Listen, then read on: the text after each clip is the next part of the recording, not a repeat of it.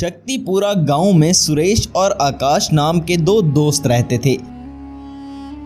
सुरेश के पिताजी इस गांव के सरपंच थे, जबकि आकाश का इस दुनिया में कोई भी नहीं था, इसलिए वो इन गांव वालों को ही अपना परिवार मानता था। उसी गांव में राहुल नाम का एक बिजनेसमैन रहता था और वो एक दिन सोचता है, ये गांव शहर के बहुत पास है, अगर मुझे किसी तरह इस गांव की सारी जमीन मिल जाए तो मैं यहाँ फैक्ट्री लगाऊंगा, इस तरह मैं बहुत सारा पैसा कमा सकता हूँ। अगले दिन वो बिजनेसमैन गांव वालों के पास जाता है और कहता है, मैं आप लोगों की ये जमीन खरीदने आया हूँ, आप लोग मुझे ये जमीन बेच दें, मैं आपको आपकी जमीन से भी ज्यादा पैसा दूंगा। ये सब आकाश भी सुन रहा था और वो कहता है, अरे नहीं गाँव वालों, ये जमीन तुम्हारी माँ है और तुम लोग एक किसान हो और कोई काम नहीं कर सकते, अगर तुम्हारी ये जमीन ही चली गई तो फिर तुम क्या करोगे? ये आदमी तुम्हें कुछ पैसे देगा और कुछ टाइम बाद वो पैसे भी खत्म हो जाएंगे, फिर तुम लोग कौन सा काम करोगे और कैसे अपने परिवार का पालन करोगे? आकाश की बात सुनकर गांव वाले जमीन बेचने से इनकार कर देते हैं।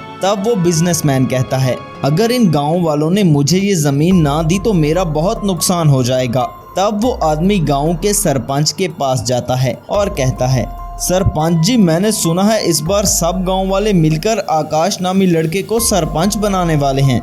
ये सुनकर सरपंच कहता है, अरे ये तुम क्या कह रहे हो, तुम्हें ये किसने कहा? तब वो बिजनेसमैन कहता है, मैंने सब गांव वालों को आपका कहा कि मुझे सरपंच जी ने भेजा है और मैं आपकी जमीन खरीदना चाहता हूं। तब उस आकाश ने सब गांव वालों को मना कर दिया। मुझे तो लगता है सरपंच जी कि वो आपसे ज्यादा इस लड़के की बात मानते हैं। अगर आप मुझे वो जमीन खरीद कर देते हैं तो आप मेरे 30% के पार्टनर होंगे। तब सरपंच ने कहा, अरे तुम फिक्र ही मत करो, वो लड़का मेरे बेटे का दोस्त है, मैं अभी उसे अपने पास बुलाकर समझाता हूँ, लेकिन मेरा 30% का शेयर याद रखना। सरपंच अपने बेटे सुरेश और आकाश को अपने पास बुलाता है और कहता है, सुनो आकाश, इस बिजनेसमैन को मैंने गांव वालों की जमीन खरीदने के लिए भेजा था, तुम मेरे सामने मत आना वरना अच्छा नहीं होगा। ये सुनकर आकाश ने कहा, ये आप गांव वालों के साथ ठीक नहीं कर रहे, मैं आपको गांव वालों की जमीन बेचने नहीं दूंगा। ये सुनकर सुरेश कहता है, अरे आकाश, ये तुम मेरे पिताजी से किस तरह बात कर रहे हो, तुम यहाँ से चले जाओ। ये सुनकर आकाश, ठीक है मैं यहाँ से जा रहा हूँ, लेकिन अगर तुमने या तुम्हारे पिता ने गांव वालों से जबरदस्ती करने की कोशिश की तो अच्छा नहीं होगा। आकाश वहाँ से चला जाता है। सरपंच अपने बेटे को लेकर बिजनेसमैन से मिलवाने जाता है। तब वो सरपंच के बेटे सुरेश से कहता है, मैंने सुना है तुम एक साइंटिस्ट हो, अगर तुम अपनी महारत से एक रोबोट बनाओ तो ये गांव वाले और वो लड़का आकाश हमारा कुछ नहीं कर पाएंगे। सुरेश भी उस बिजनेसमैन की बातों में आ जाता है और एक रोबोट बनाने की ठान लेता है। सुरेश अपनी लैब में एक पावरफुल जेसीबी लेकर आता है और उसे अपने कंप्यूटर से कुछ कमांड देता है, जिससे वो साधारण जेसीबी एक जेसीबी रोबोट में बदल जाता है।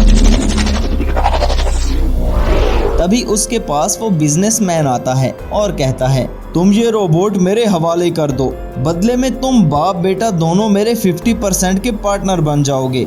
50% पार्टनरशिप का सुनकर सुरेश भी लालच में आ जाता है। सुरेश उस मॉन्स्टर रोबोट में एक चिप लगाता है, जिससे जेसीबी एक इंसान की तरह बोलने लगता है और कहता है, बोलिए सर, मुझे क्या करना होगा, मैं आपके किस काम आ सकता हूँ? सुरेश उस रोबोट का रिमोट कंट्रोल बिजनेसमैन के हवाले कर देता है और वो रोबोट से कहता है, रोबोट तुम जाकर गांव वालों को डराओ और उनके घरों को तोड़ो और जो तुम्हारे रास्ते में है उसे उड़ा दो, मुझे पूरा गांव खाली चाहिए, इसके बाद मैं अपनी फैक्ट्री लगाऊंगा। जेसीबी मॉन्स्टर रोबोट गांव में आता है और गांव वालों से कहता है, तुम सब लोग ये गांव छोड़कर यहाँ से चले जाओ वरना जान से जाओगे, मैं अभी इस गांव को खाली कर दूंगा, यहाँ से भाग जाओ। ये सुनकर एक गांव वाला कहता है, अरे ये हमारी जमीन है, हम इसे छोड़कर कहीं नहीं जाएंगे, चाहे तुम हमारी जान ही क्यों ना ले लो, ये जमीन हमारी माँ है। तब वो रोबोट गुस्से में आकर लोगों के पीछे भागने लगता है, गांव के पेड़ उखाड़ने लगता है और लोगों की गाड़ियों को भी तबाह करने लगता है। ये सब देखकर गांव के कई लोग अपने अपने घर छोड़कर वहां से भाग जाते हैं। तब गांव में बिजनेसमैन और सरपंच का बेटा सुरेश आते हैं। बिजनेसमैन गांव वालों से कहता है, मैंने कहा था ना, तुम सब लोग अपनी अपनी जमीन मुझे बेच दो। मैं तुम्हें 24 घंटे का वक्त देता हूँ। अगर तुमने ये जमीन मेरे हवाले ना की तो ये रोबोट तुम सबको मार डालेगा। ये सब सुनकर एक गांव वाला आकाश के पास जाता है और कहता है, अरे आकाश बाबू, वो बिजनेसमैन हमारे गांव में एक रोबोट लेकर आया है। वो रोबोट हमारे गांव में तबाही मचा रहा है और उसके साथ सरपंच और उसका बेटा भी हैं। उन्होंने धमकी दी है कि अगर हम सब ने अपनी ज़मीन उसके हवाले ना की तो वो हम सबको मार डालेगा और हमारे घरों को भी तोड़ डालेगा। ये सुनकर आकाश ने कहा, अरे तुम फिक्र मत करो काका, मैं सब संभाल लूँगा।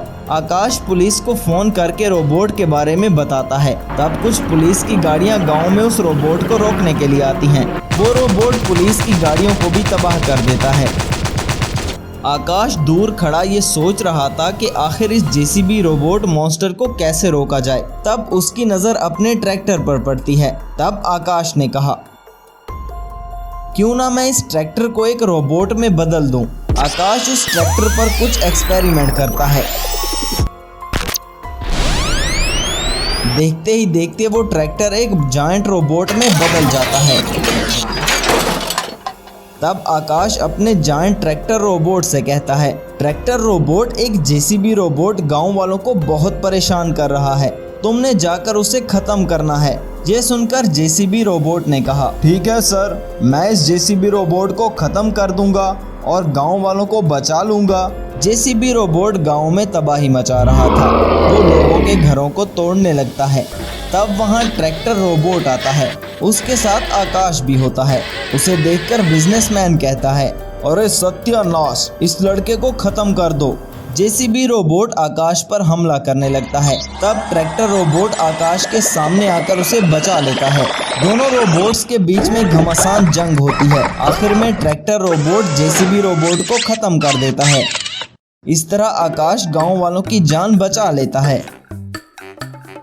एक गांव में रवि नाम का एक कार मैकेनिक रहता था। उसके पास एक सुपर कार थी। वो कार कोई साधारण कार नहीं थी, बल्कि एक मैजिकल कार थी जो रवि को उसके एक इंजीनियर दोस्त ने गिफ्ट की थी। वो एक ऐसी सुपर कार थी जो ऑटोमेटिक काम करती थी। जहां भी कोई मुसीबत में होता वो कार वहां जाकर लोगों की मदद करती थी। एक बार रवि अपनी सुपर कार पर जंगल के रास्ते से जा रहा था।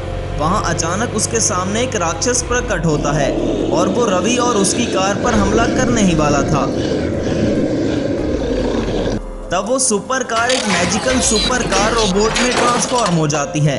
मैजिकल सुपर कार रोबोट उस राक्षस को खत्म करके फिर से एक साधारण कार में ट्रांसफॉर्म हो जाती है। तब रवि उस कार पर बैठकर गांव आ जाता है। रवि पहले तो एक मामूली कार मैकेनिक था, लेकिन अब लोग उसकी मैजिकल कार की वजह से रवि को अपना मसीहा मानने लगे थे।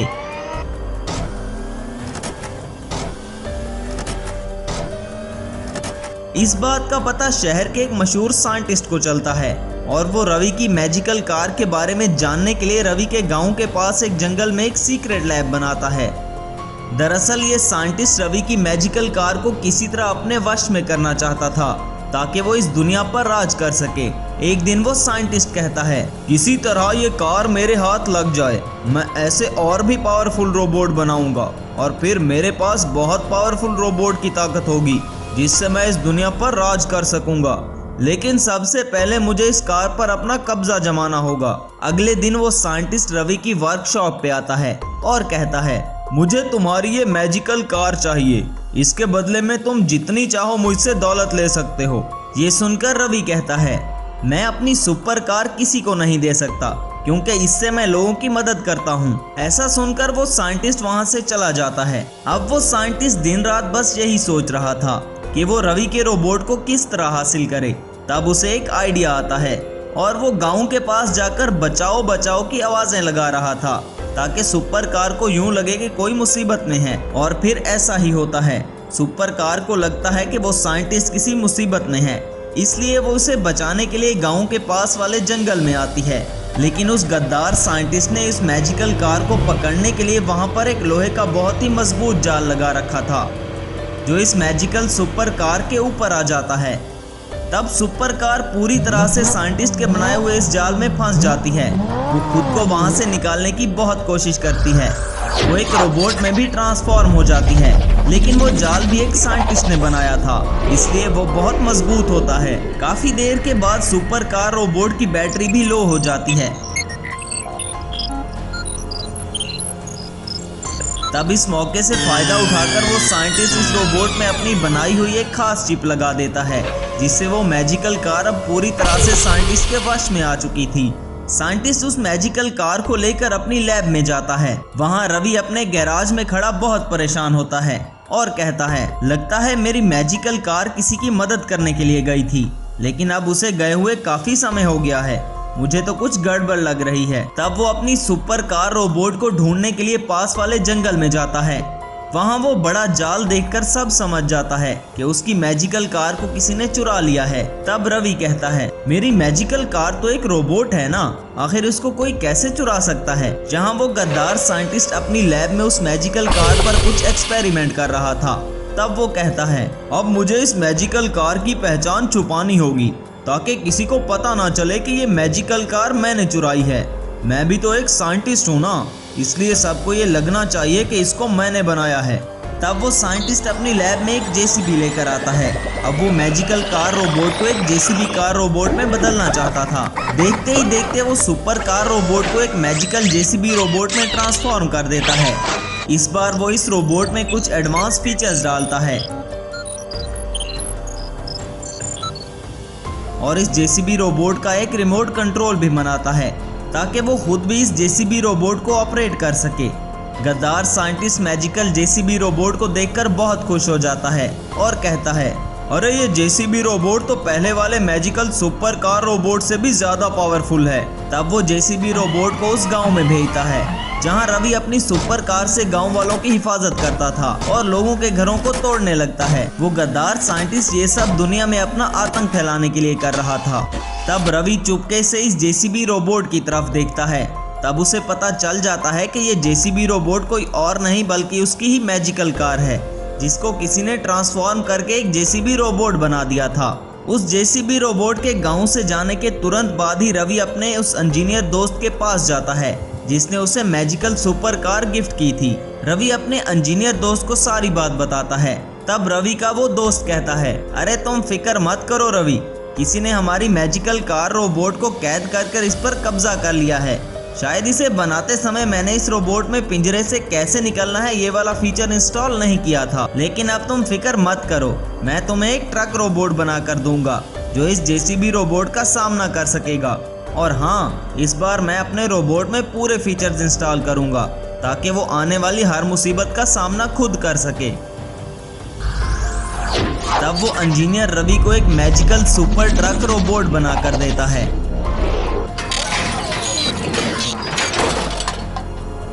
रवि जब इस ट्रक को गांव में लेकर आता है तो वो एक साधारण ट्रक की तरह ही होता है। रवि के सिवा कोई नहीं जानता था कि ये एक मैजिकल सुपर ट्रक रोबोट है। कुछ दिन बाद वो साइंटिस्ट अपने जेसीबी रोबोट को लेकर गांव पर हमला करने के लिए आता है। इस बात का पता रवि को चलता है। रवि तो पहले ही इसी समय के इंतजार में था। रवि अपने मैजिकल ट्रक को लेकर उस साइंटिस्ट के पास जाता है। तब उस ट्रक को देखकर वो साइंटिस्ट जेसीबी रोबोट से कहता है, अरे जेसीबी रोबोट, इस ट्रक को खत्म कर दो। तब वो जेसीबी रोबोट इस ट्रक को खत्म करने के लिए आगे बढ़ता है। अचानक ही वो ट्रक एक मैजिकल सुपर ट्रक रोबोट में ट्रांसफॉर्म हो जाता है। ये देखकर वो गद्दार साइंटिस्ट बहुत हैरान हो जाता है और वहां से भागने की कोशिश करता है, लेकिन रवि ने पुलिस को पहले ही खबर कर दी थी, इसलिए वो साइंटिस्ट पकड़ा जाता है। अब मैजिकल सुपर ट्रक रोबोट और जेसीबी रोबोट में लड़ाई शुरू हो जाती है। साइंटिस्ट को ये लग रहा था कि मेरा जेसीबी रोबोट ट्रक रोबोट को हिरा देगा और मैं फिर से आजाद हो जाऊंगा और इस तरह इस दुनिया पर राज करूंगा। जेसीबी रोबोट को खत्म कर देता है।